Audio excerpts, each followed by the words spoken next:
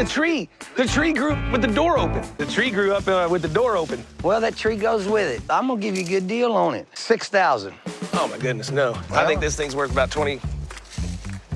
This rusted-to-hell Volkswagen bus, looking like a cheese grater, was actually worth hundreds of thousands of dollars. Dennis and Richard went to Texas, where deep in the woods, a 1964 Volkswagen Samba bus was reportedly hidden. The most valuable thing about this bus was its 21 panoramic windows. If fully restored, it could sell at auction for over $100,000, maybe even several hundred thousand. But as soon as they got in there, they started having second thoughts. This Samba had been sitting there since 1974, and it was so rusted it was barely recognizable. A tree had even grown right through the door. The front looked like it had been smashed in, and the body was covered with rust holes so thick it looked like it could fall apart any minute. The more Richard looked, the more frustrated he got. He thought this trip was a complete waste of time. But Dennis saw it completely differently. All he could see was value. Because a 21-window Samba is so rare that after a precision restoration, someone would be willing to pay big money for it. Then the owner, Rick, showed up. He had driven this bus back in the day, over 60 years ago, but after a crash, he just left it there. He immediately asked for $6,000. Dennis ended up closing the deal with Rick for $3,500. Richard thought it was totally insane. In his eyes, the bus was worth no more than $20. But an even bigger problem came next. How were they going to get the thing out of there?